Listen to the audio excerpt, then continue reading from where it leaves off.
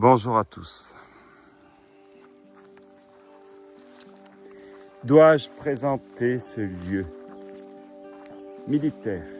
Nous sommes tout à fait dans une architecture militaire de l'Union république socialiste soviétique des années 60. Veszprém, Hongrie, que ce soit en Lettonie, Lituanie, Polska, on retrouve tout à fait ce genre d'architecture pour les garnisons donc militaires. Nous étions bien dans une garnison militaire pour l'aviation. Vous avez ici les hangars. Et vous retrouvez derrière l'architecture militaire allemande des années 30. De l'école de notre ami Göring. Oh, ami. Ironie. Où suis-je? Berlin, Allemagne.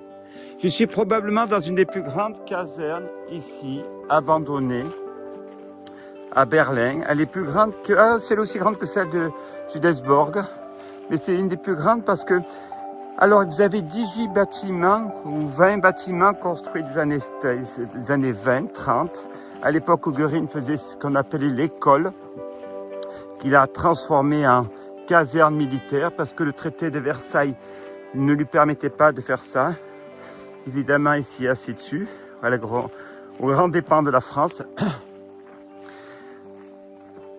À la chute du nazisme, donc les communistes ont récupéré les casernes existantes, évidemment, et ils les ont agrandies.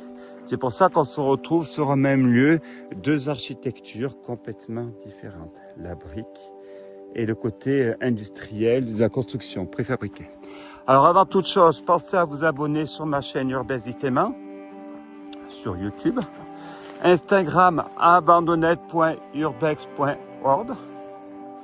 La petite cloche, pensez à cliquer sur la petite cloche pour être informé de mes prochaines explorations.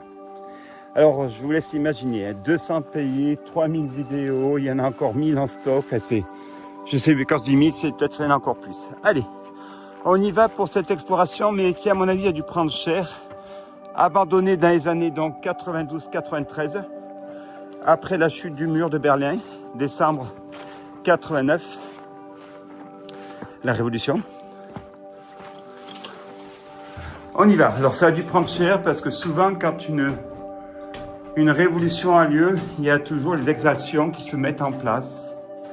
Alors on va prendre tout de suite les étages plutôt hauts, qui généralement sont plus épargnés, qui sont en meilleur état. Ça nous donnera un peu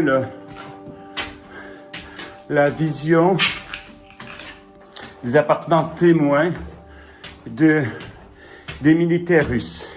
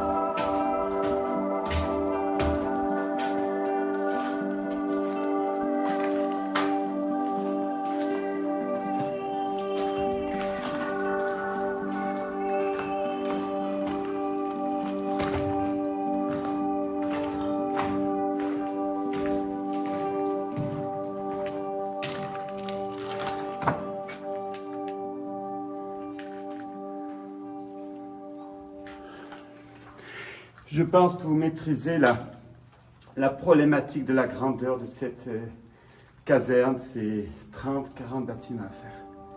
On continue.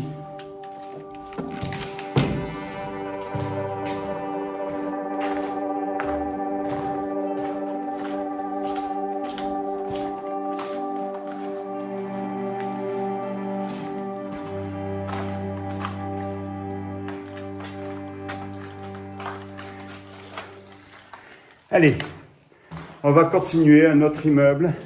Je vais faire une vidéo par immeuble parce que c'est plus 3000 vidéos, c'est 10 000 vidéos et ça ne suffirait pas.